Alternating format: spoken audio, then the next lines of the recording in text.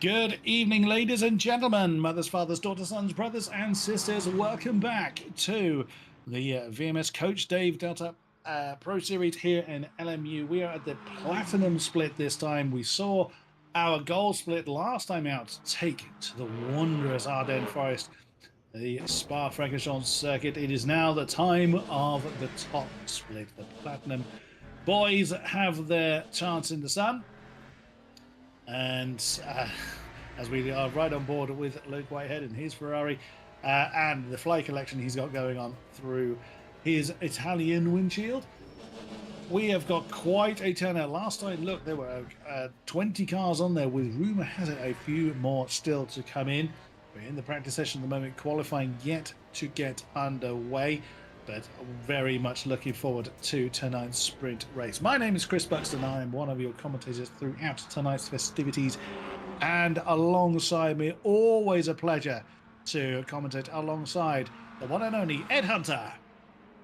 Hello, Chris. Well, thanks for that brilliant intro there. It's great to be back live for the Platinum Split, because we've had a bit of a, not through intentional design, it's through sort of unfortunate circumstances, from a big gap in our live coverage of the Platinum Split, our top class here at the VMS Pro Series by Coach Dave Delta and SimGrid and all of our associated sponsors as well. So yeah, of course, Monza a few weeks ago we didn't get to broadcast because there was no one around to broadcast it, and a few weeks ago we were going to do the Le Mans race, which has been rescheduled to the season finale, and that was because that was canned because the update meant that we couldn't run it at all because there would have been a huge discrepancy in terms of some of the pit stops for certain cars being much longer than others, and it led to all sorts of weird tyre issues. But yeah, nonetheless, the bugs have been ironed out. We're back on track here at Spa. We're back live at Spa, so you don't have to worry about my slightly muted sounding highlights narration covering the whole thing. Although the feedback was very, very nice from most people. I think you saw that.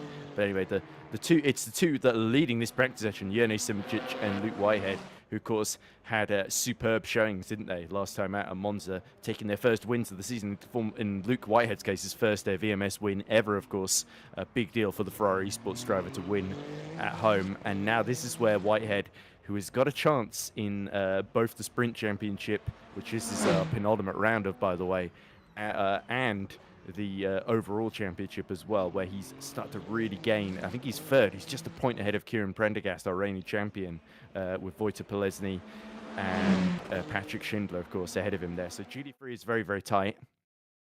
And here's a reminder of it, by the way, as Niklaus Domino, our broadcast director, who's not been introduced yet, very, very wisely points out to us. There we go, 6-point gap between Schindler and Polesny at the top of the table. Whitehead is third, just a point ahead of Prendergast.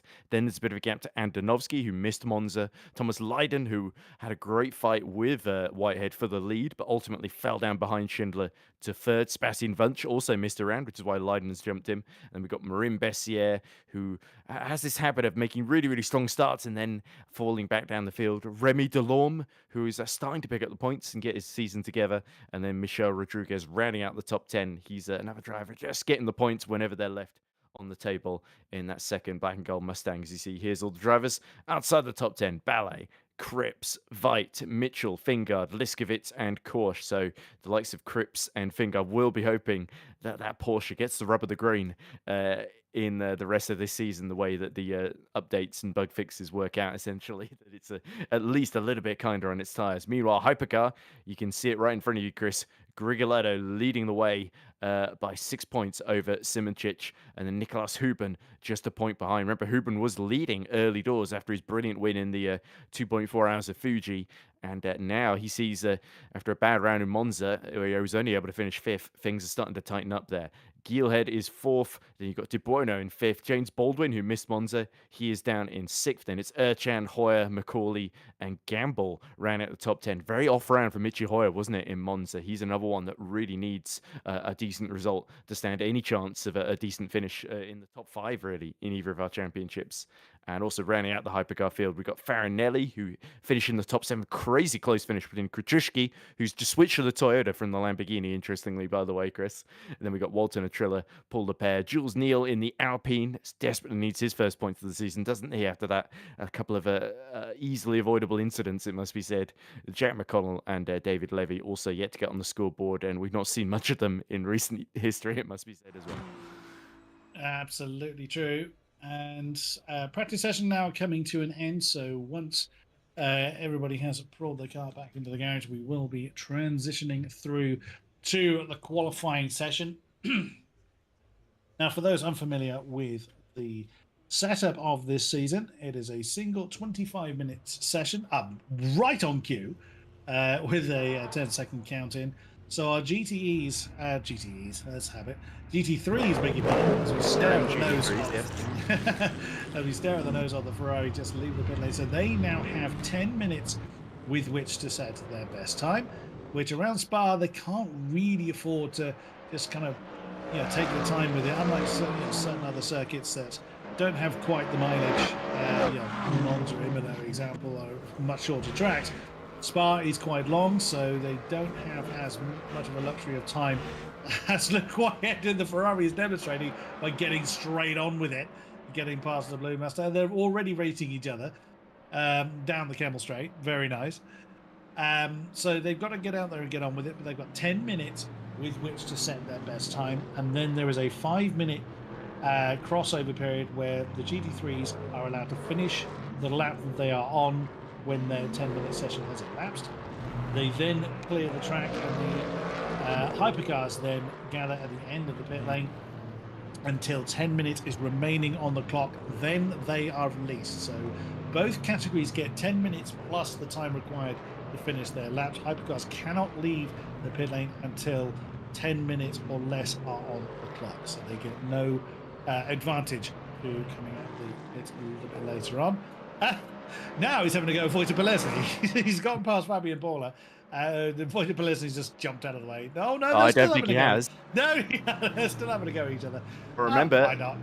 That's two of our top three in the championship fighting each other there. So it's interesting because we've got the three Mustangs, haven't we? Palesny, Schindler, and Prendergast, and then we got the one Ferrari of Whitehead. So in a way, you do sort of sense Whitehead now he's finally started to get his season together. Maybe there's a bit of the BOP update helping out the Ferrari ever so slightly, that the Mustang isn't quite the overpowered car choice that it was at the beginning of the season, in the first 4 races at least. But yeah, you sense also that Whitehead has been driving really, really well, because the BMW had so much grunt in that battle when he was fighting Leiden in Monza as well, and Whitehead just always positioned his car in the right place, was able to put the pressure back on slipstream behind the BMW and get back ahead of Thomas Leiden as well. So yeah, that really shows the quality of Luke Whitehead's driving, and he's only converted 1 of his 4 pole positions into a victory this season. He's going for another one here at Spa, and I think he's got every chance of doing so, but the pressure is sort of on the Mustangs to sort of stop fighting each other and find a way to stop Whitehead here, because once again, getting that pole position could be a really, really crucial advantage, unless this turns into a big energy-saving race, of course. We will have to see, as we are riding on board with the driver from the Czech Republic, up and over Radion onto the Camel Straight. So probably not getting an awful lot of slipstream advantage from the Ferrari of Luke Whitehead ahead.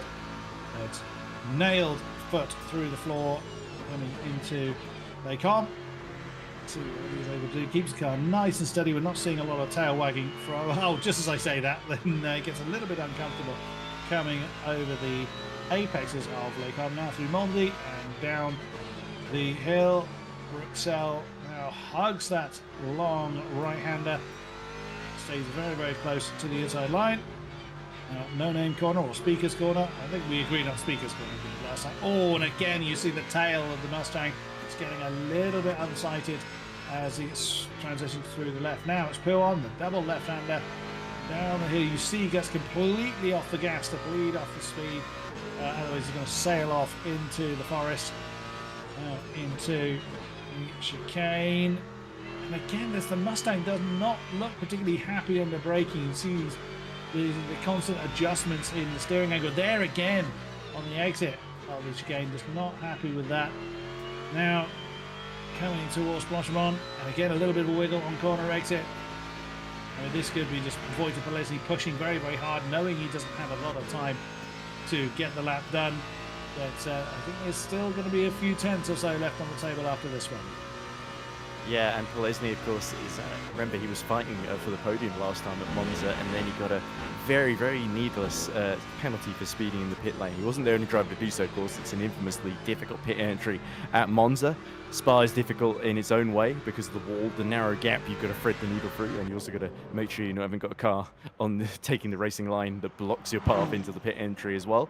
As you see, the first times hitting contact with reality there, as Whitehead 2 minutes 18, nearly 7 tenths clear of Wojtek Polesny. That is quite the gap there. And Whitehead, once more, it's the Ferrari that stands alone in GD3 in qualifying, isn't it? And he's only been beaten once this season at Sebring, because the track that he admitted going in did not really suit that car. It's going to take something extraordinary to sort of dislodge Whitehead from his perch here. He seems very, very comfortable and wants to stay on top. Well, yeah, absolutely. So exactly as you were saying earlier, Eddie, the second half of his season thus far, certainly from Bahrain, has been podium. Second at Bahrain, third in Sebring, and then the win last time out. So a couple of uncomfortable rounds to start the season, but it's really come back fighting as Luke Whitehead in the Ferrari. So I think he was a little bit concerned earlier on the car was going to bottom out, particularly going through Eau Rouge.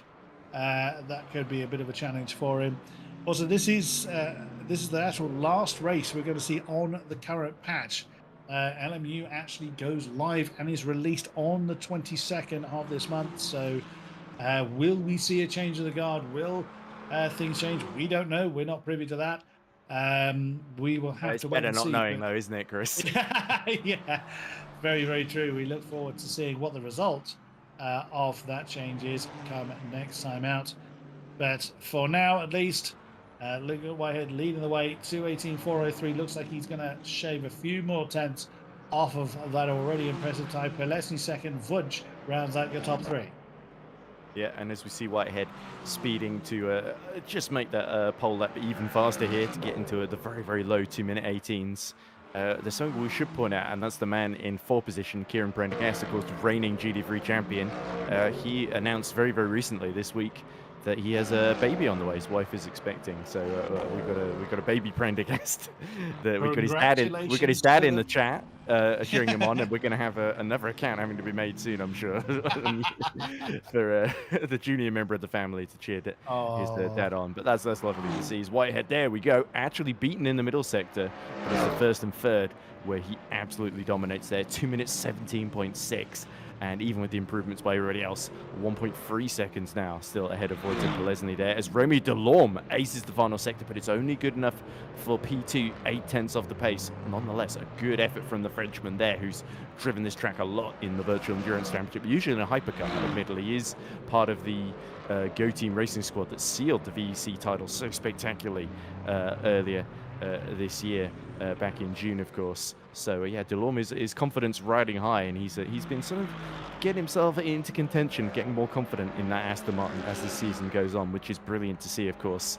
The Aston was sort of the second choice of a lot of these, especially French drivers, bizarrely, although Mark Veit, a German, is also giving it a go.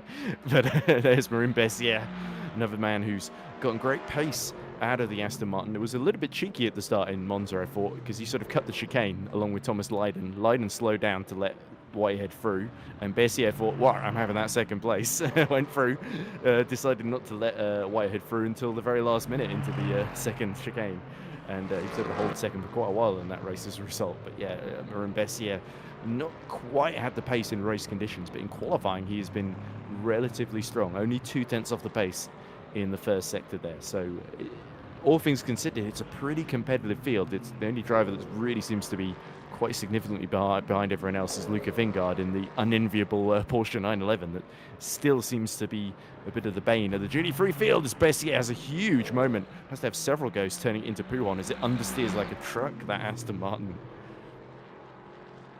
Yeah, a little bit of a it's always a bit of a worrying moment when you can feel the understeer, particularly at a fast corner such as Pouhon.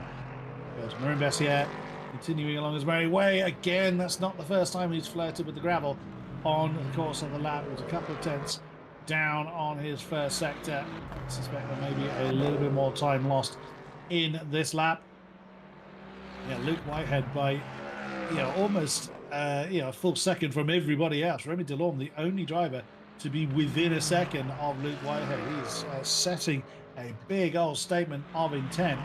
But we are already getting toward the end of the qualifying session for our GT3s. So we look at Sebastian Wunsch in the yellow Mustang, heavy on the brakes coming into the final chicane now.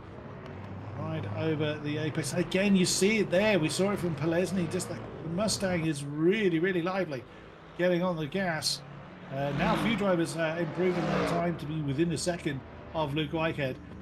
Thousands of a second separating Schindler and Prendergast. Brilliant stuff there. Improvement in time but not position for Wunsch. There is Patrick Schindler in the black and gold Mustang. Currently sits in third. As close as you could be to a second behind Whitehead currently.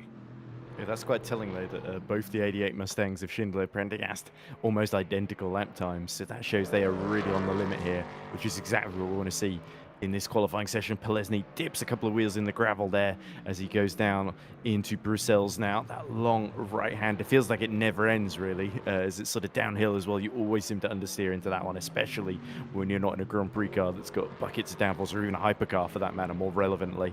But yeah, both of them within a tenth of Remy Delorme as well. So I think all four of them have put together spectacular laps, but it's Whitehead that really just seems more and more at home, especially qualifying and increasingly in the races too, in that Ferrari there. So he's really just getting the 296 through its paces. The prancing horse is really at a gallop now, and yeah, Whitehead is peaked at the right time in this championship, really, because things just seem to be going his way, and it's the sort of momentum from a driver of that caliber that's pretty difficult to stop. We saw it from Prendergast last season, didn't we, where he was constantly winning in that McLaren after the first really 3 quarters of the season were very, very difficult, and then he just won the last 3 in a row and pulled clear of everybody.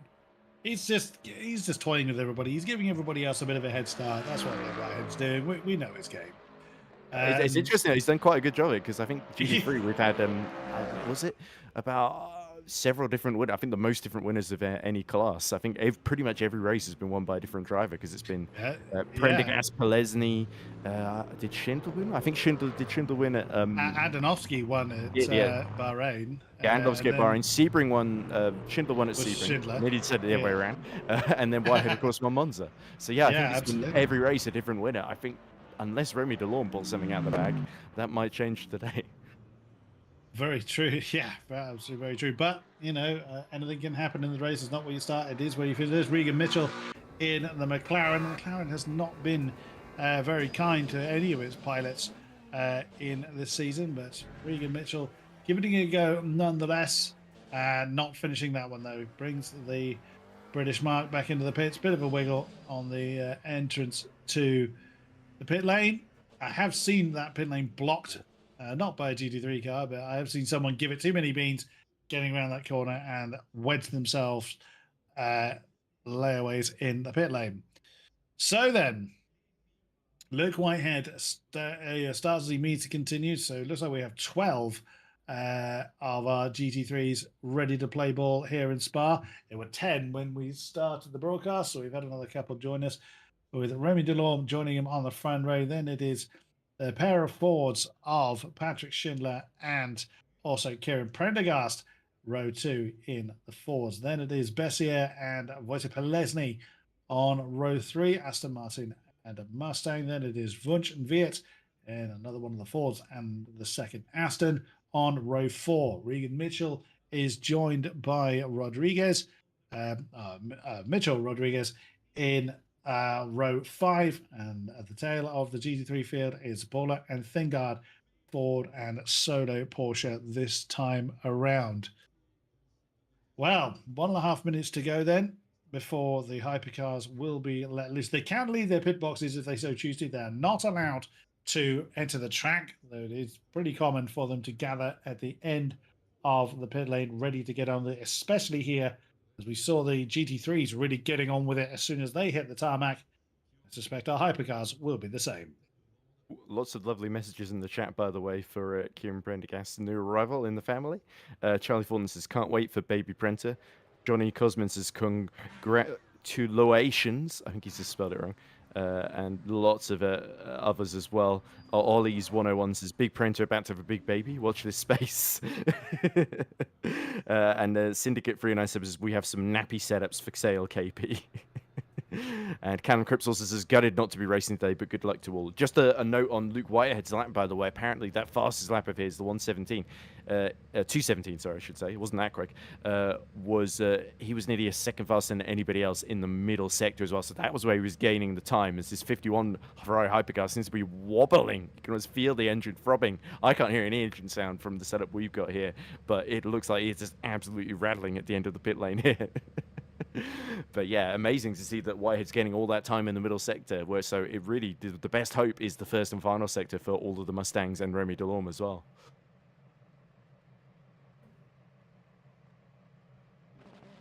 So then, as we wait at the end of the pit lane, we run on board with Simčić, of course, winner last time at Monza, the reigning endurance champion in Hypercar, although it's Michi Hoyer that's the reigning sprint and overall champion. Unfortunately, Michi is a long way down in all championships, really, having not had a particularly strong result in the endurance round earlier at Fuji.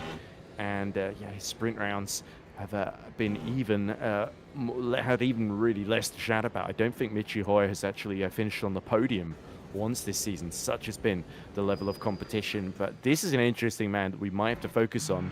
Those who were watching Contender last season will remember this man, Nikolai Hydrushka, of course, won that championship in the Lamborghini. Did the first couple of races here in the Lamborghini. Scored, I think, P7 in Bahrain was his best result. But he has decided to throw those points away, switch to the Toyota, and first time out he got P6 by a very narrow margin over Daniele Farinelli and Ardo Ercan, who both nearly caught him when he ran out of fuel near the end of the race. But nonetheless, Hydrushka did hold on to that P6, which was a huge, huge result for the Polish driver. And yes, Spa, of course, the scene of his amazing battle with Finland's Walton Atrilla, who was the runner-up to him in that Contender Championship that year, that ended with them going side-by-side for Jun Radion and Walton Atrilla. Did a big 360 as Hydrushka went side-by-side to finally get past him and clear him for what ultimately ended up being a race victory as well. So I think Atrilla might actually be racing today, so there's a threat of a rematch with the Ferrari. Oh, he isn't racing today, okay. There's Nicolas Domino very, very quickly corrects me. See, it will be Hydrushka uncontested. He's got one less driver to worry about. His old rival is not here today. But nonetheless, he's still got to deal with the likes of Farinelli and, of course, Simčić, who won last time out. And it's getting very, very competitive. It's getting very competitive. It's been very competitive in Hypercar pretty much throughout the whole season here. And Hydrushka is really the lead Toyota now with Baldwin and Jet McConnell. Attendance has been a little bit spotty from both of them, without wishing to be disparaging. But it's the reality of the job, isn't it? Especially with a game that's still not quite been launched yet. It will be in a couple of days. But yeah, Hydrushka is flying the flag in that Toyota, the Polish flag, not the Japanese flag, as it happens. But yeah, Mikolai, he's got a last name that you've always struggled to pronounce, but it's good to see him really starting to deliver the goods and being a thorn in the side of a lot of top drivers in this championship. I wouldn't be surprised if Hydrushka can sneak a podium before this season's out. Yeah, absolutely true. Yeah, you're indeed correct. Nikolai Hydrushka is the name I have struggled with the most, and probably still not getting it quite right, but try nonetheless. At least we're both getting it wrong in the second one, and that's consistent. I love the way that as the season has progressed, because we are over the halfway point now in our season, both championships, so the Hypercar and GT3s, both being led by 6 points. 6 points between Grigoletto and Simčić, and 6 points between Schindler and Polesny. So again, also Hypercars have had a repeat winner. Fabio Grigoletto won the opening round in Imola and also won in Sebring. But were it not for an unfortunate race in Bahrain where he came home 7th, probably would have had considerably, well, almost certainly would have had more points and a bigger lead under his belt over Jene Simčić, but the trying to remember, Simčić is Czech or Slovenian. I confess I've forgotten my Slovenian. Yep. So yeah, Jene Simčić has been in the top 5 all season long in the Peugeot, so it's really, really piling the pressure on. Nicholas Hubin, his closest rival, just a point behind, as we saw. Then quite a gap between Nicholas Hubin and Sven Gielhut in their Ferraris, 85 points to Huben and 59 to Gearhood. So quite a gap there. But then it's a similar case, fourth to fifth in the GT3s, 71 for Prendergast and 51 for Adanovsky. So whilst we are seeing a kind of forming of the pecking order, it'll be interesting to see how that translates into particularly how the placements go for next season. But it really does open the way for a fantastic championship conclusion as we come into our final few rounds. And look how close the times are already. Luke Whitehead absolutely nailed the pace and was not really challenged. But Gearhead, so the man currently fourth, now is leading the way in the Peugeot. Again, only a couple of in the tenths. Ferrari, it's Simic is in the Peugeot, and he's just set the pole time there. See, it changes. I was reading it. So yeah, Yeli Simic leading the way, but Gearhead only a couple of tenths back. So yes, we still got times to come, but Gearhead, that's really setting the pace early on. You can see how people are really wringing the necks of their cars. That is not a comfortable way of taking Lekong or Malmedy. So I suspect that Sven Geerhoed, he'll have time to get back to the pits. Is he going to strap on another set of tyres? Does he have time? Again, Spa is a very long circuit. He's going to have to really get on with it because he undoubtedly lost time in that first sector. Yeah, it's interesting. We looked at Grigoletto there. The man is second. He's leading the championship, of course. I always receive really wide for Paul Frere for Nicolas Huben as he's a second down in the middle sector there. Yeah, Grigoletto was absolutely flying in the first sector and then just was struggling to get it turned in for Pujon. Pujon is a surprisingly tough corner at the speed that these hypercars enter at just to get it turned in without it understeering off track and turning into an invalid lap there. So it's a corner a little bit like Eau Rouge and Radion used to be, where it really rewards bravery. There's always see a load of cars diving into bits, including Jules Neal, who only 10 drivers competing tonight. Neal, if he keeps it clean, could get his first points of the season here, especially with Michi Hoyer. It seems yet to... there he is. He is about to set his first lap on the board there. But yeah, Neal is a driver that Alpine, he's the only one that's gone with it, and he's always seems to take risks to try and catch up, and they all seem to have backfired. That collision at Monza he had was a little bit needless, in my opinion, with Henrik Gamble. Gamble, by the way, also has put in together a fantastic lap in his 83 Ferrari, so it seems to be a day so far in this qualifying session for the yellow Ferraris. They've been pretty competitive. But yeah, Geelhead and Grigoletto are not done yet, and I think Huben could maybe get a lap together as well, the former championship leader who's down to third and only a point behind Simic. He desperately needs to qualify on that front row alongside him. So the top steps of both championships are very hotly contested. Here comes Michi Hoyer, the German, coming for his last time lap of the session. Is he going to be somewhat caught out by those coming out of the pits on their out lap? We're about to see he's somewhat out of sync to everybody else. Scraped the nose along the floor. The tail, you really nailed the throttle there. Spun on the rear wheels, kept the tail under control. We'll see if that's going to be costly for him. Into Eau Rouge, up and over Radion once again, sending plenty of sparks as he files away the nose, even thinner than it already is. Let's see where his first sector clocks in when the time comes up. There it is. Oh, it's looking pretty sharp then for Michi Hoyer. His points tally really does not tell the full story of his talent. Fourth, his best result of the season thus far, and that was in Bahrain. Otherwise, it's been somewhat of an inconsistent season for Michi Hoyer. We'll see what he is able to do this time. Through speakers he comes. It's interesting because we've been sort of talking about some of the other drivers. They always seem to be banning some of the lift and coast tricks that Michi Hoyer used to great effect with a couple of alternate strategies last season, and they've taken some of those tricks away in terms of being able to open up the clutch and just use it whenever you wish. So you have to lift and coast in a much more traditional way now, and that's played against Michi Hoyer, taking one of the toys out of the toy box. I need some toys out of the toolbox there. Why are you putting toys in the toolbox?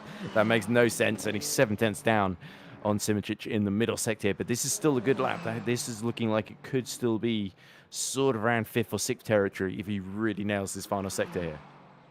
These laps are still incredibly close. A second between almost covers the entire top 10. bearing in mind, a second was pretty much the gap to everybody else from Luke Whitehead in the GT3s. So we'll see what Michi Hoyer is able to get on the board through the chicane for his final time of the quali session. 1:58.751. The target time is going to be a little bit off that. And that is a 59.507, which puts Michi Hoyer only up into 8th. Lost a bit of time in that, a little bit more time in that final sector. It was that middle sector really that let him down the most. Grigoletto not content with 3rd, half a second to find. Up and over Radion once more.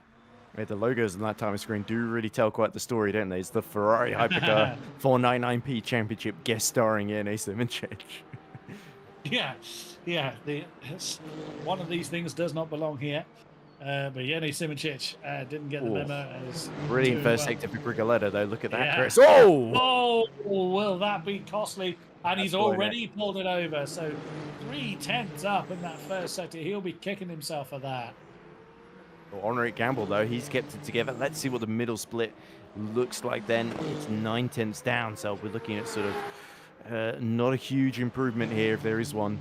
But he is, of course, 4th at the moment. As we look at Huben, he has actually kept it together through the first sector. Into the middle split he comes. As he goes to Paul Fret, actually, it's down by a whole second. So Simoncic, much like Whitehead, is just absolutely nailing that middle sector. This could well be P3 or maybe even P2 for Gamble here if he's just nailed it through Blanchimont and the bus stop. Yeah, a bit of a slide coming out of the chicane, though. What's it going to be? Von Rick Gamble screams to the line. It was an improvement in the final second. It is 3rd. Slots up ahead of championship leader Fabio Grigoletto. Here comes Daniele Farinelli. And that is 6th for one of the army of Ferraris. Look at those purple times, though. It's the middle sector letting him down for Farinelli. 9/10 off, so you can be purple in the first 2, but it's the middle where you gain the time.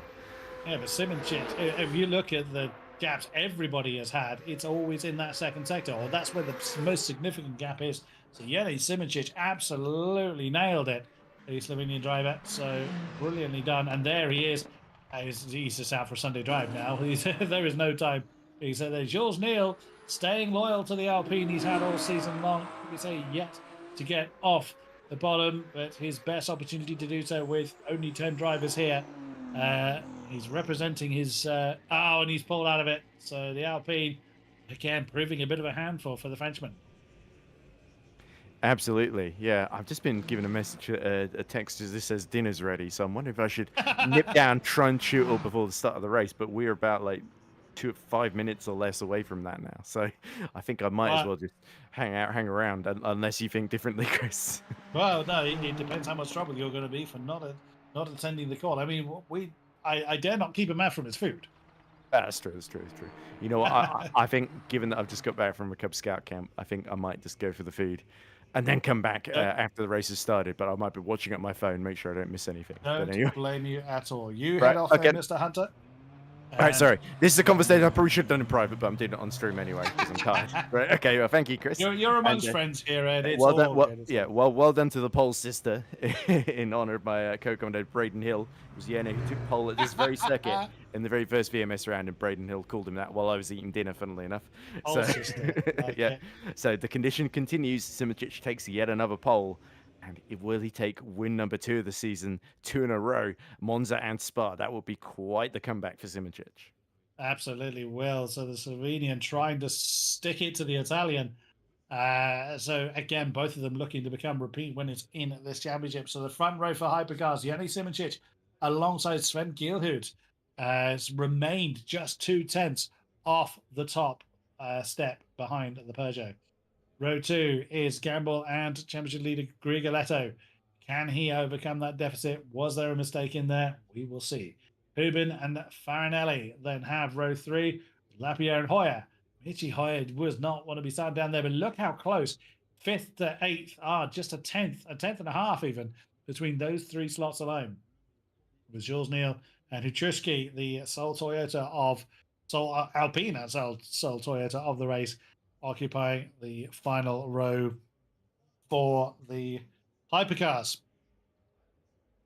Right, so the qualifying time has elapsed. So once the order is given, teams and drivers there it is. Go to the grid for a race so we have a start. couple of minutes then of just a couple of minutes for the grid to be formed. And as a reminder, we'll have a look at the championship standings. Fabio Grigoletto in the Ferrari, the Italian driver, 6 points to the good over the last, 2 weeks ago, the last race winner of Jenny Simoncic. And it's Nicholas Hubin in third, further just one more point adrift. So very much still in the title fight. Sven Gielhood in fourth position on 59 with Marco De Bueno fifth on 41. Just 1 point ahead of James Baldwin, Toyota with 40. And Arderekan just ahead of Mitty Hoyer. Again, just a point separating those two Ferraris with Joe McCauley and Henrik Gamble rounding out the top 10 in the Peugeot and Ferrari respectively. Patrick Schindler leads our GT3 field. Again, just 6 points, as it is in the hypercars, between himself and the Czech Republic driver of Wojtek Pelesny. 7 points back to the resurgent Luke Whitehead after a bit of a difficult start for the season for him. Really found his feet with the Ferrari. Kim Brennergast in fourth, just a point behind the Brit, with then 20 points back to Timotej Andonovski in the lead Aston Martin. Thomas Leiden, the lead BMW, in sixth, with Sebastian Wunsch seventh. Marion Bessier in the Aston in eighth. So fellow Aston Remy Delorme in ninth, with Mitchell Rodriguez rounding out the top 10. Right. A few more seconds before the rolling lap begins. You can see the rolling lap begins in Blanchimont. As soon as the front row Formation lap has started. sees the green, will then be racing. So Peugeot from Ferrari, Simoncic from Gielhood. Can the Dutch driver get the jump on Jenny Simoncic, the Slovenian? We will see. Will there be a gap left intentionally between the hypercars and the GT3s?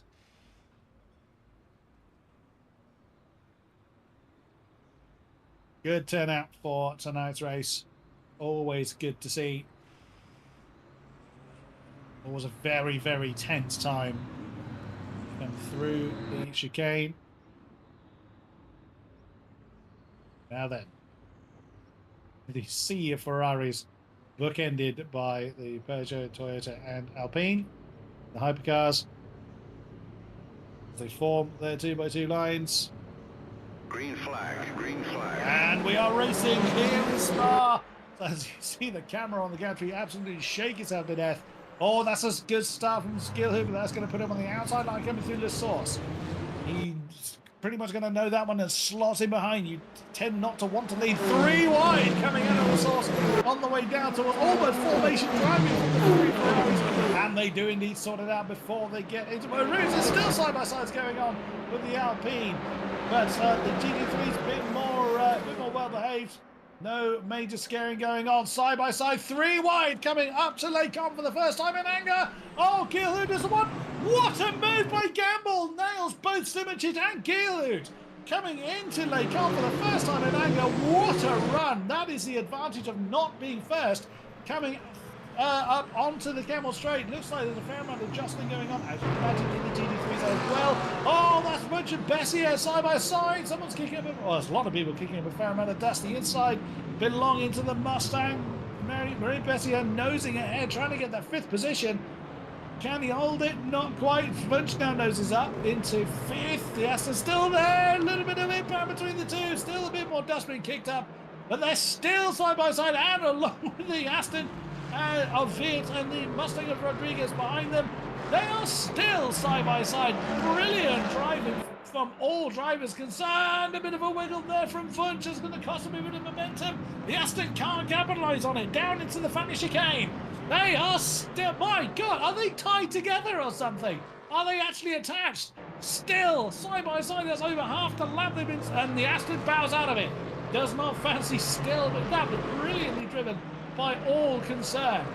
Gamble leads away from Simoncic from Gielhood in the hypercars. Whitehead and Delorme and Schindler are your top three in the GT3s. Here come the Hypercars to complete the first lap. Benanga all line astern, barely half a second between anyone at this stage. But Gamble, what a start from Henrik Gamble. He would absolutely love that one. Here comes Bessier again, this time on the outside line, coming down towards the chicane for the first time in anger.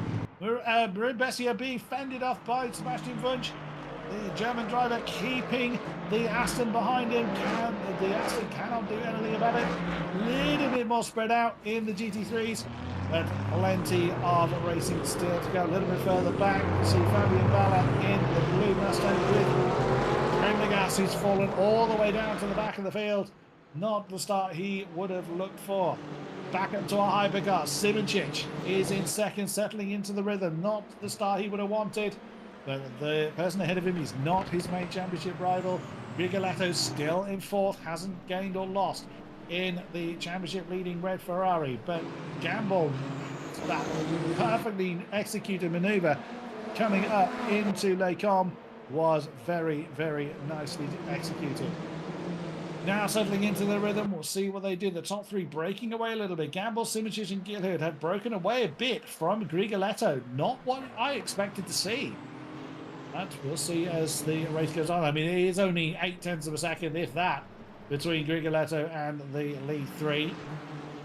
He'll still be getting slipstream just about at that kind of range, as well as a face full of dust from Sven Gilhood. Riding on board then with our championship leader, Nicholas Hubin, right behind him. Hubin third in the championship at the moment. That's not in a position yet to challenge, although that's Jules Neal, who is up into 8th position from starting on the back row. He's challenging Daniele Farinelli. So it is Alpine versus Ferrari. It's France versus Italy. Can Jules Neal outbrake the Ferrari down into the chicane? Yes, he can. He gets the inside line. Can he get the power down when he needs it? Big slide from the Ferrari. Racing didn't give it from the Alpine. That move's not done yet. Jules Neal has nosed up into 7th. Can he hold it coming into La Source? Farinelli outbreaks himself only just. Oh, and there's a tiny bit of impact there between Jules Neal and Paul Lapierre, who loses that spot to Mikhail Huchuski in the Toyota. But wow, well driven from Jules Neal. Not just content to stay in 10th, he is pushing on to maximize his points haul. Absolutely brilliant stuff. But Simoncic under pressure in third, as well as trying to apply the pressure to Gilhood. Gamble is now running off into the distance. Wants to try and secure his first, not just the first win, the first podium of the season. Currently 10th in the season.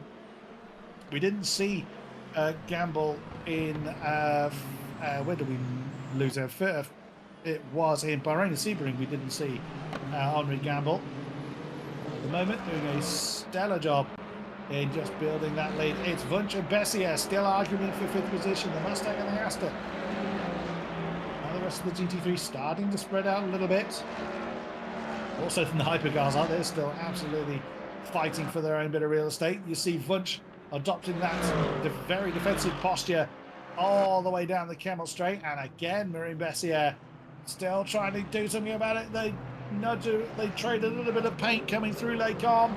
I guess it's going to be pushed out wide. And again, Bessier had to bow out of that one. Brilliant defensive driving from Wunsch. Oh, Bessier thought about it a little bit too late to try that move down into Bruxelles. Now he's got Mark Veer right behind him in the green, black and green Aston. He can't just concentrate on attacking the Mustang ahead. He'll be thinking about defending his 6th position. Oh, but that's wide from Wunsch. That's left the door wide open. Marine Bessier did not need another invitation at that and sweeps through into 5th position. Very nicely done. The Frenchman enjoyed that one. It's Wunsch, and one tiny mistake just into Pouan, a little bit too deep. Left the door wide open. There's the McLaren of Regan Mitchell. Oh, someone kicking up a bit of dust there. W. Border, Kieran Prendergast, and locked in their battle. Oh, look at this image. It's under pressure from championship leader Grigoletto. This is our 2 championship protagonists. So Grigoletto trying to get the pace around the outside and manages to do it. Great move from the Ferrari, but he's gone too deep. He's lost all that hard work and momentum is gone. And Grigoletto jumps out of the way of Nicholas Huber, but they still come together. Or it looked like he jumped out of the way. Perhaps a snap of oversteer then from the Italian. Wow, goodness me.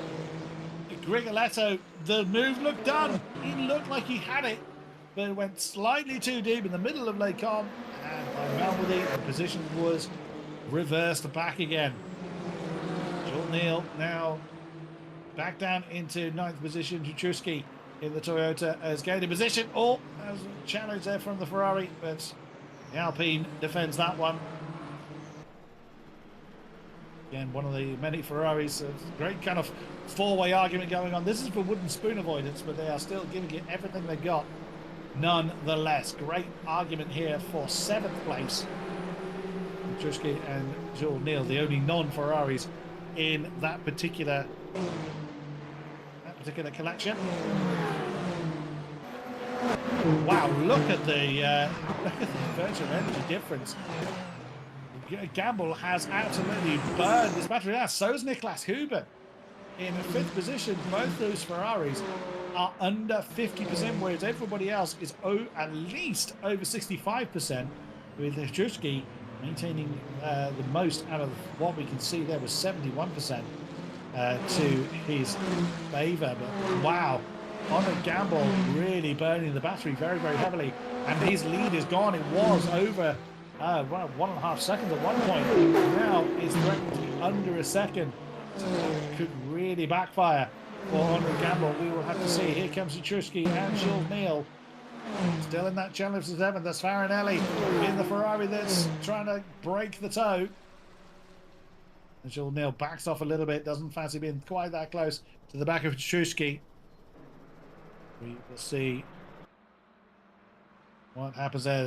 Top of our GT3s, Luke Whitehead in the Ferrari, continuing where he left off from his win at Monza, but he has got Remy Delorme in the Aston Martin. Now Remy has not seen the podium so far this season.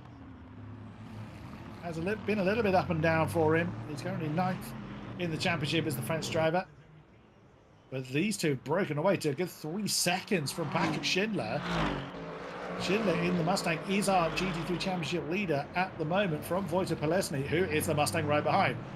Again, a yellow Mustang versus a black Mustang. Not always the same pair of Mustangs, but we generally see yellow versus black. I mean, that is partly down to the delivery situation, I grant you. But, wow, what a start to this race. Very much battle lines drawn between a number of our drivers. Henrik Gamble, his early move to get him up into the lead. It looks like it's starting to come undone. It's Sven Gilhout that is now chasing him down.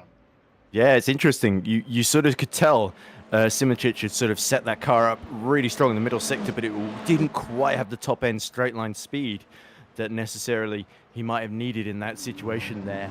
And he decided tuck him behind, and he's of course down a couple of steps on the podium, crucially behind Gilhead as well as Gamble, as we now see Jules Neal tapping the back of Nikolai Jutrowski. So yeah, Jutrowski is on the move, and Neal, of course, as we say, on the hunt for those first points of the season in the Alpine. But it's interesting to see the Alpine doesn't seem too shabby around here. But yeah, the Toyota, we would expect that to move forward here, and Jules Neal tucking right in the slipstream then in this battle for P7. Don't forget about Nicolas Huben all over the back of Fabio Grigoletto as well, 2 of our title contenders right behind Jene Simoncic. As Neal breaks very, very late into Lake On at the end of the Camel Straight, not able to supersede Jutrowski, the pole in front of him. And then we got the 51 Ferrari, absolutely kicking it into the gravel there. Paul de Pair, another Frenchman. So it is the 2 Frenchmen stuck behind the pole and unable to make progress here further into the top 7. So that's looking like it's going to stay as is. But as we cut to Prendergast exploring the track limits right behind Regan Mitchell. So Chris, you might have to fill me in because I missed this bit, putting the bins out. What happened to Prendergast? Prendergast fell to the back very, very early on. We didn't really see what happened. Oh, you don't know either? Great. No, we don't know what happened to Prendergast. Also, what's happened to Farinelli? He was in front of the Toyota and Alpine at the back of the LMP field. He seems to have fallen away. There is Daniele Farinelli right at the back by 8.5 seconds. That must have been a spin then for the Ferrari. Paul Lapierre is still trying to stay in the wheel tracks of Jules Neal. There is what is now the trio, was a quartet. Petrushki, Neal and Lapierre. It was a wooden spoon avoidance, but now they find themselves still in that battle for 7th, but one position further up with Marinelli falling out of that particular group. Whoops, Paul Lapierre getting a bit of a wiggle on as he came out of that final corner. Coming up to the top, Henrik Gamble under pressure, still from Sven Gilhood, who are looking at the virtual energy stores, and Gamble has used a lot of energy. Yeah, well, he's taking a gamble, so to speak. But Niklas Hupen as well has done it to make a load of progress here. But yeah, that tells me they're going to have to stop very, very early, whereas the likes of Gielhed, Simoncic and Grigoletto are trying to run a bit longer as Gamble has a small moment at the top of the hill into Lecom there. As you can see, that actually it's about to lap the GD3 field, so this could get very, very tasty indeed. And Gielhed, the Dutchman, knows there's a chance to sneak his way into the lead here against that nearly identical 83 Ferrari he's fighting with. And of course, Simoncic, if he can't get the track position in this early stint, he is just going to save energy and strike a bit later on, of course. But the fact that Gielhed's ahead of him as well as Gamble, I think is a big, big problem for him now as they start to lap first Luca Fingard, then Fabian Ballet, then Regan Mitchell, and the rest of the GD3 pack then. As you can see, I think that's Prendergast leading this train in front of them as they go almost side by side through the Fagnes chicane. But yeah, Gielhed knows he needs to keep pace, move as one with the identical car in front of him in order to put the pressure on Gamble here, as Simoncic now is making his way through in the Peugeot and has to get a little bit off the throttle there behind Mitchell. Regan Mitchell did nothing wrong there. It's just wrong place, wrong time. Simoncic, anytime you're in the slower class, you've got to be predictable. Yeah, you look at the closing speed, particularly here, of the hypercars against the GT3s. The last thing the hypercars need is someone trying to get out of the way and inadvertently jumping directly into the path of the oncoming. Pelesny's in the pits. That's very early. Only 15 minutes in, and Wojciech Pelesny in the Mustang has decided now it's time to come in. Now, has he had an incident, or is this a very, very early stop? That is somewhat unusual. Yeah, and that's pretty much disastrous for his race, because even if it's this strategic, he's going to be very low on virtual energy once he gets out the pits here. So yeah, for Wojciech, this feels like a strategy he's almost been forced into due to not qualifying as well as he hoped and sort of being stuck in that midfield pack essentially. Him and Prendergast in a kind of similar situation now. Could be him pitting out of the traffic as well because he can't make progress. So as Nicolas Domino very, very correctly says, as now we see Gielhed, who's actually lost a bit of time and momentum in this traffic, has fallen 2 seconds behind Gamble and is now having to defend from Simoncic. So because Gielhed wasn't able to make progress, as he decided to sort of save a bit of energy and fuel and go back onto Simoncic's strategy, stay out late, have a shorter stop at the end, splash and dash, and hope to get past Gamble that way. What I thought the tail of Simoncic's car was about to let go, then as they were coming through Pouan, but no such disaster for the Slovenian as he is nailed to the back of Sven Gilhood. Oh, as they are bracketing Luke Whitehead. Oh, GT3 leader. He's got a couple of seconds now over Remy Delorme, so Luke Whitehead can afford to kind of be somewhat bamboozled by what happened there. You don't normally expect one either side of you, but Spy, he's just about wide enough to get away without too much disruption. We now look at Nicolas Huben with Mitty Hoyer in hot pursuit in their respective Ferraris. Yeah, this is always again, you just get into your rhythm, you're just kind of settling into where you are in the pecking order, where your breaking point is, and suddenly then you're mixed up with the, if you're taken from the hypercars perspective, you suddenly have the slower class to then have to deal with, and suddenly you kind of snap out of, well, it's a trance essentially. You just get into that automatic rhythm, and suddenly you then have to really think about what you're doing. Yeah, that yellow flag for who? There's Wojciech Pelesny that is back out on track. Oh, it's Fingard. Oh, Luca Fingard. He's lost it at Blanchimont big time, and that rear wing has gone bye-bye, Chris. So Luca Fingard, is going to loop it round, and I would suggest try and go into the pit lane entry. No, please don't try and do a whole lap backwards as he tries to get out of Polesny's way. But there we go. Yeah, Fingard, the Porsche. Oh, well, it's certainly not easy to drive when it's absolutely going 90 degrees to the right. So I suspect lengthy there's a repairs bit of frustration there. Yeah, there's a bit of frustration there for Luca Fingard. A lot of right foot buried there in the Porsche. Oh dear, we could well have had our first retirement of the race, but still, 2/3 of it left to run. Look at the battle for second position in the Hypercars. Yoni Simčić still being held at bay behind Sven Gilhud. Yeah, the other thing I was going to say, by the way, going back to the Hoyer-Huben battle, is that the good thing for Simčić in this championship fight against Grugaletto and Huben is he's got his friend Hoyer, who he's in voice chat with, is helping him out in 6th, not far behind Niklas Huben. So not only is Simčić, he's alone like some of the others are, he's got someone in his corner effectively in this same race, and in a Ferrari as well. So he's sort of got both ends covered essentially, and I think that will give him a little bit of confidence, as well as, of course, a 2.5 nearly 2-second gap to Grugaletto behind him, and then another 1.5 to Huben. So at the moment, the championship contenders is starting to spread out. But if Jone Simčić starts getting stuck behind Gilhead and dropping into the clutches of Grugaletto, things get very, very interesting very quickly. That they do. A third of the race gone. Still not a great deal of gaps in our hypercar class. Not even 2 seconds separating anyone in the top 5. GT3 is a little bit more spread out. They come through, raising up and over Radion once again. As we look at Luke Whitehead, still with Remy Delorme in his mirrors. A couple of seconds separating the Ferrari and Aston now. And yeah, Luca Fingard, as I thought he may well do, has retired the Porsche. It was very, very well restyled. And somewhat frustration took over for him as we saw him try and push the pit wall backwards. Kieran Prendergast then in 8th position now on the back of Rodriguez. So Kieran Prendergast starting to make up time now, but he's got a lot of time to continue to make up, as there's 4.5 seconds between Rodriguez and the next car of Viet. Yeah, I really hope Kieran hasn't had a continuation of some of the lag issues he was having earlier in the season. That would be really unlucky here. The thing is, he's still got the pace to clear these drivers fairly quickly. So you wouldn't think Rodriguez here, for example, would fight Prendergast particularly hard if Kieran gets a good run here.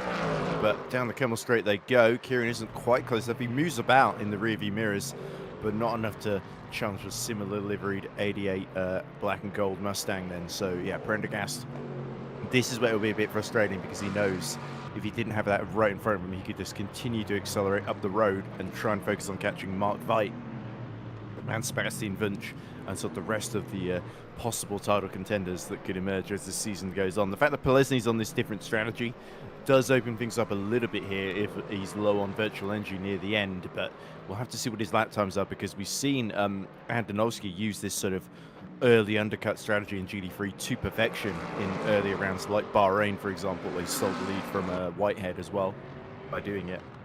So Polesny is very, very switched on, apart from last round 2 weeks ago in Monza, where he sped in the pit lane, as I say, and lost himself a possible podium as a result. But yeah, nonetheless, he may have found something that the others haven't, and the fact that he is rapidly coasting up to the back of Fabien Ballet, gaining about half a second per lap, if not more, as we see Kieran Prendergast again starting to get a bit frustrated here. Then I think Wojtek Polesny may be onto something. It'd be interesting to see if any of the other leaders switch, or if they all commit to staying out and having shorter pit stops later. We will see. These drivers know what they've practiced. They know what their strategy options are. We kind of react to it as we see it. We just saw in the background there Regan Mitchell and Fabien Ballet, the McLaren and the blue Mustang. As Kieran Prendergast really pushing hard through Blanchimont, trying to just wrong foot Michel Rodriguez, trying to get an overlap on his fellow Mustang. See if he is able to do that. That's allowed the McLaren behind to close in just a tiny bit. They come through the source now. See that Kieran Prendergast is just trying slightly different lines, just trying to get a little bit of distraction on Michelle Rodriguez. Part of you knows it's not going to yield anything because everybody knows this game. Everybody does it, but you do it anyway because you feel you need to do something just to try and get a bit of an advantage. Whether it's a mental advantage, a pace advantage, whatever it is, you feel like you need to do something. Prendergast gets a good exit though, up and over Radion along the camel straight, gets the inside line, and Rodriguez doesn't fight that. He's kept Prendergast at bay for a couple of laps. But now that is Kieran Prendergast up into 7th.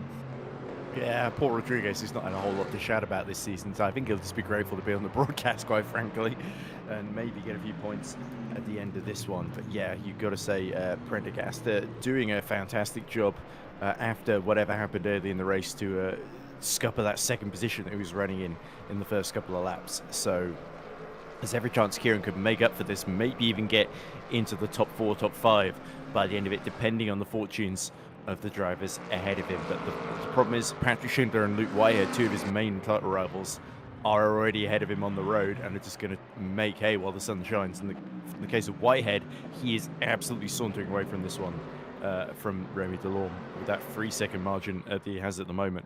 So I think the more exciting, more interesting battle for the lead is definitely going to be the Hypercar one, because I think Whitehead is just doing everything right at the moment.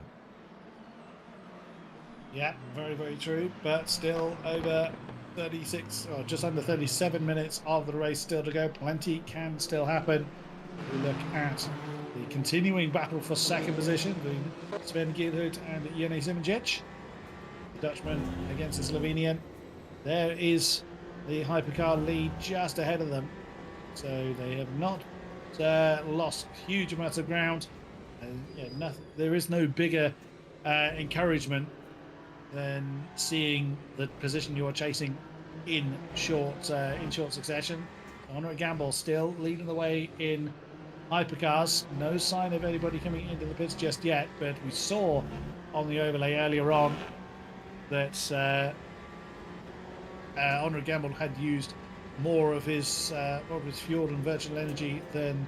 Oh, well, there it is again, and wow, along with Nicholas Hubin, both of those Ferraris using considerably more of their fuel and virtual energy combination than most of the rest of the field. So that is likely to backfire a little bit on particularly on the Gamble. But we'll see to what degree when they come into their pits. Yeah, you can see Gielhed has been inching closer and closer to Gamble since losing time in traffic. But you can tell Gamble taking more risks through the traffic did pay off for him there and gave him that little bit of breathing room. So Gielhed's quicker, but he's not significantly quick, and you just sense Jene Simoncic is biding his time, knowing he's got several cards up his sleeve should he need them. So the races, I think Simoncic is still absolutely in contention here, as he's well in the slipstream behind Gielhed. Has the Peugeot got the straight line speed for him to go up the inside into Lecombe? He's tucked right in behind. He's moving across. Gielhed leaves the space, hits the curb, and they make contact. And that's really disastrous there, especially for Gielhed, and that allows Simoncic through, but he would have hoped it would have been cleaner than that. Oh, that got somewhat lively for the Dutchman. Just locked up coming into Lecombe.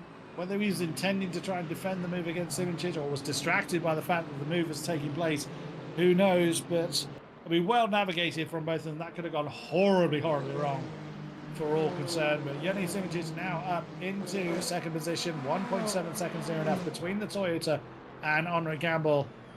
Even if Henri's not able to hang on to the lead, if he's able to hang on to a podium, that will quite considerably be his best result of the season thus far. So it was a superb move that put him up into the lead. But Jene Simoncic now is dropping the hammer. That lead is disintegrating at a rate of knots.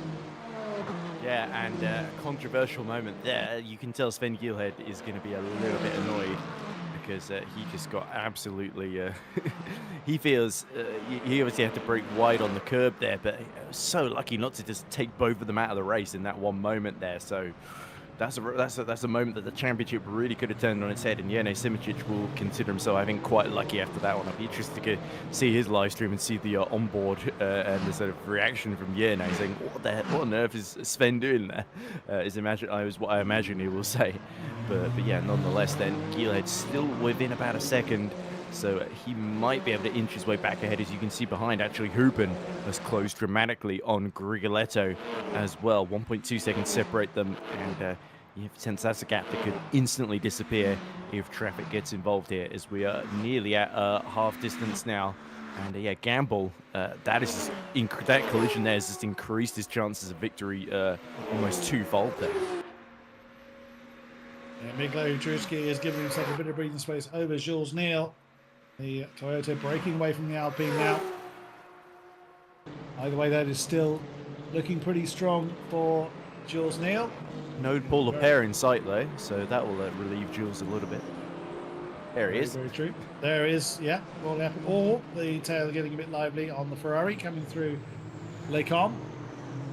But yeah, 3.7 seconds or 3.5 seconds at least between the Ferrari and his prey. They've been locked together in that three-way fight for quite a while. As Gamble now getting in amongst the GT3 tailenders again. Oh, that's pretty bad place. Yeah, that's stuck behind Regan Mitchell. He did the right thing though. He opted not to just banzai a corner just to try and preserve his lead. And it's Mitchell again holding up Simoncic, and that's allowing Keelhead to close back in, and then Keelhead has to deal with the McLaren. It's always the McLaren that seems in the exact wrong moment. You've got to feel for Regan there, as you say. Nothing to do with anything that he's done wrong. It's just that that's where they have to catch him. But yeah, anyway, this is going to run and run. But yeah, Simoncic is just absolutely going for it and trying to put pressure on Gamble. But Gamble just seems to be holding steady, and I wonder if maybe Yernin might have taken a little bit of damage from that contact with Keelhead as well. I sense that Sven, this is not quite done with him yet, but also this allowed Grigoletto to join the battle too. So I really think we're starting to see a big battle for second, but we might well be seeing not just our race leader Gamble, but Hubin in as well, because they've got less than 13% virtual energy left. That's equivalent to maybe 2 or 3 laps maximum here at Circuit Spa-Francorchamps. So I think we might, as we see, is that Hubin absolutely risking it around the outside of the GT3 Mustang then. And now we see, my goodness, what is Jules trying to do there as he threads the needle between the McLaren and the Mustang, and he's all over the back of Mikołaj Truski and Jules, who's nearly locks up and hits the back of Mikołaj Truski and has to take to the runoff. That was nearly a rerun of Monza where he crashed out Gamble. It's going much better for Gamble this time around, isn't it? Yeah, very true. It was almost pretty much an identical repeat of what happened between Keelhead and Simoncic only a few laps ago at exactly the same place. Oh, that got somewhat lively, but here is Keelhead defending off Fabio Grigoletto, still hanging on to that last podium step. And yeah, this has not been a particularly strong race by Fabio Grigoletto's personal standard, but still, he'll want stronger than that, as he's only got a 6-point lead on the championship over Yernin Simoncic, who currently sits in second position.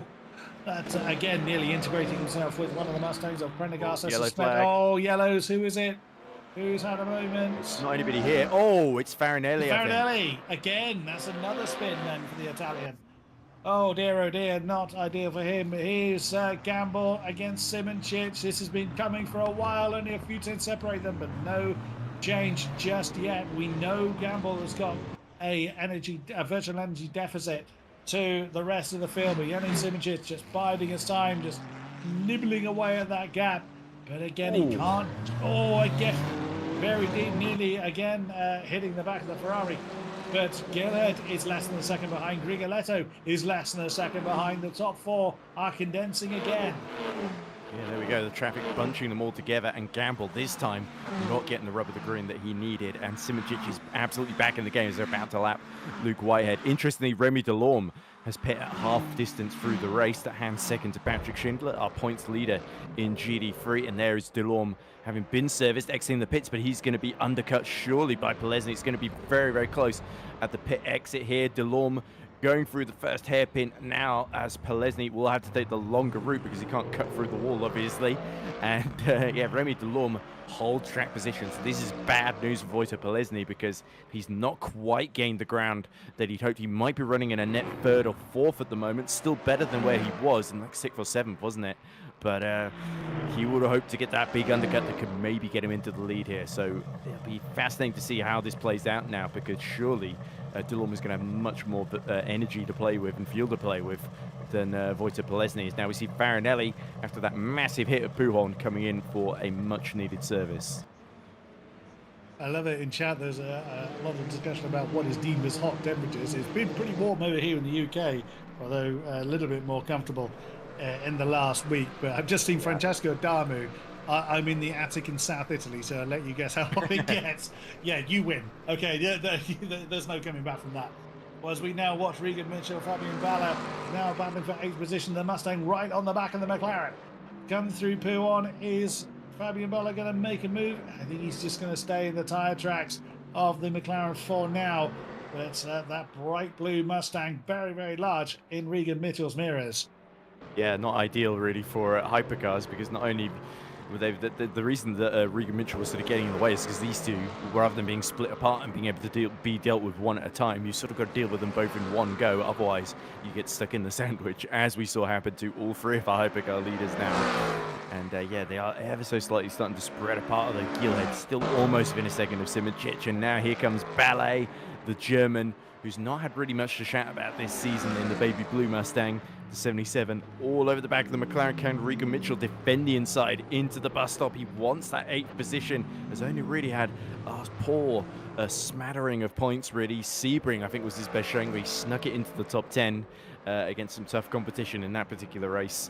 But other than that, Regan Mitchell is not, as I say, it's been slim pickings. So yeah, Fabian Ballet desperate to get another high-profile scalp to his name, but yeah, Regan Mitchell holding firm and defending brilliantly as he has been this entire first half of the race then.